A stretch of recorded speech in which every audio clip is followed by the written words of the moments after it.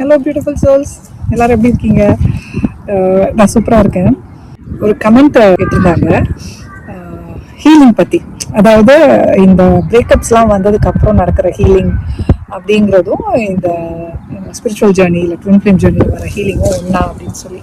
Actually healing அப்படிங்கிறது ஒன்று தான் இருக்குது. There is no different healings. Normal பிரேக்கப்ஸ்க்கு ஒரு ஹீலிங், ஸ்பிரிச்சுவல் ஜேர்னியில் வந்தால் ஒரு ஹீலிங், அந்த மாதிரிலாம் கிடையாது. ஆக்சுவலி ஹீலிங் ப்ராப்பராக ஹேப்பன் ஆகும்னா you should be kind of spiritually கொஞ்சம் இந்த கான்ஷியஸ்னஸ் ரைஸ் ஆகணும். உங்களோட அவேக்கனிங் வரும்போது தான் வி வில் ப்ராப்பர்லி ஹீல்.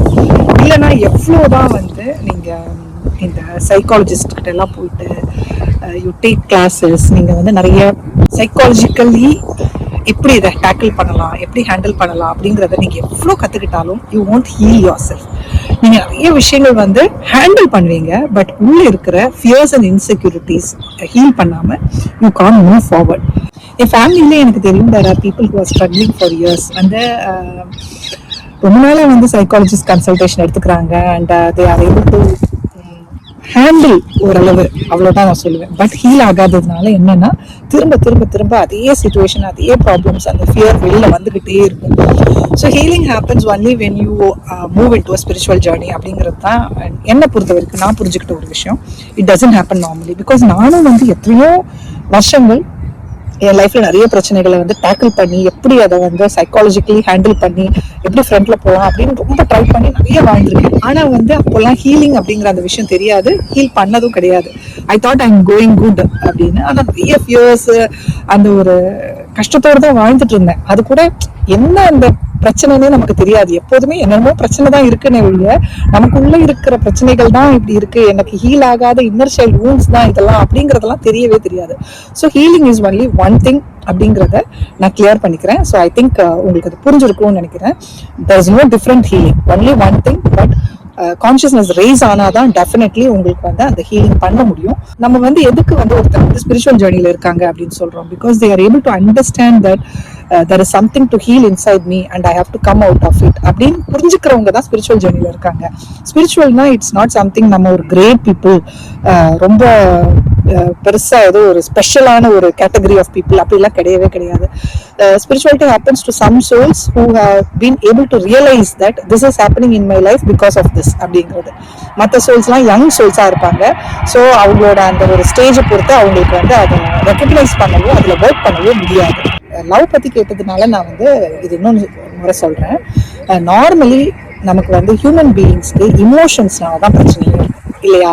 ஒரு விஷயத்த தைரியமா பண்றது அப்படிங்கிறது நமக்கு ரொம்ப பிரச்சனையே இருக்காது. நம்ம நிறைய விஷயத்த ஹேண்டில் பண்ணிடுவோம், எல்லாமே வந்து போல்டா பண்ணிடுவோம். தனியா போய் ஏதாவது வாங்குறதுக்கு, தனியா போறதுக்கு, செய்யறதுக்கு, அதுக்கெல்லாம் நமக்கு பயம் இருக்காது. ஆனா இமோஷன்ஸ் தான் நம்மள ரொம்ப வாட்டும்.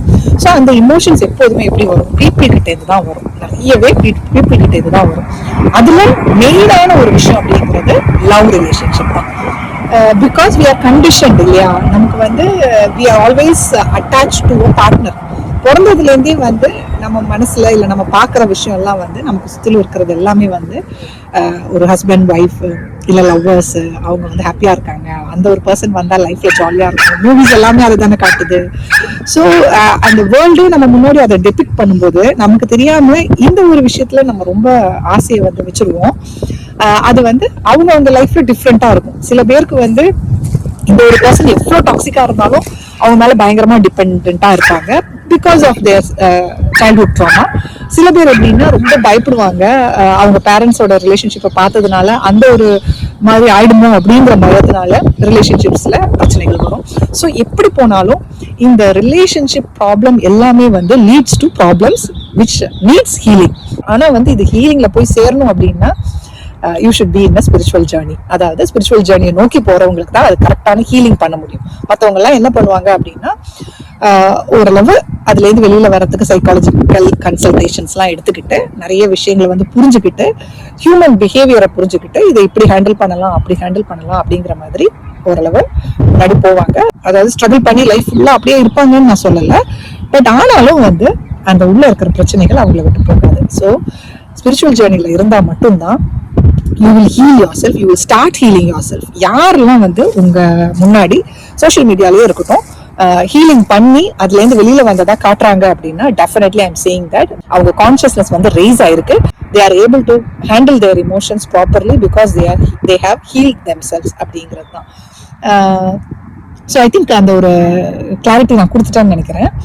ஸோ நிறைய பேர் என் வீடியோஸ் பார்க்குறவங்க நிறைய பேர் you would be in romantic relationship which has pushed you into this journey because of the pains that caused. அதாவது அந்த இமோஷன்ஸ்னால உங்களுக்கு வந்த பெயின் இருக்கும் இல்லையா, அதனால நீங்க வந்து ஒரு spiritual ஜேர்னில push பண்ணப்பட்டிருக்கீங்க.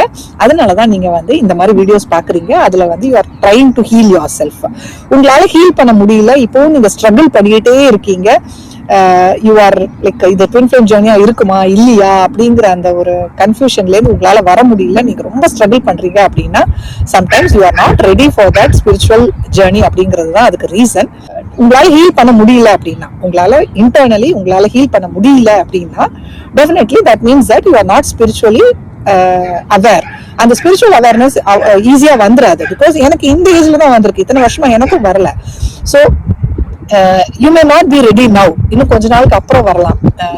and there may be so many lessons, உங்களுக்கு கத்துக்க வேண்டிய நிறைய லெசன்ஸ் இருக்கலாம், கர்மா பாக்கி இருக்கலாம். ஸோ அந்த ஒரு ஸ்டேஜ் வரும்போது நீங்களா கத்துப்பீங்க. ஸோ எதையுமே வந்து குறைவா நினைக்காதீங்க. ஸ்பிரிச்சுவல் ஜேர்னில இருக்கிறது அப்படிங்கிறது ஏதோ ஒரு பெரிய விஷயமும், அந்த ஸ்பிரிச்சுவல் ஜேர்னில போய் அந்த ஹீலிங்கை பண்ண முடியல அப்படின்னா நான் ஏதோ குறைஞ்ச பர்சனும் நினைக்கவே நினைக்காதீங்க. It all is decided by God. அந்த டிவைன் பவர் வந்து நமக்குள்ள அதை வந்து கரெக்டா கொடுக்குற டைம்ல தான் நம்ம அதுல வந்து கனெக்ட் ஆகும். So I would say don't get worried or bothered.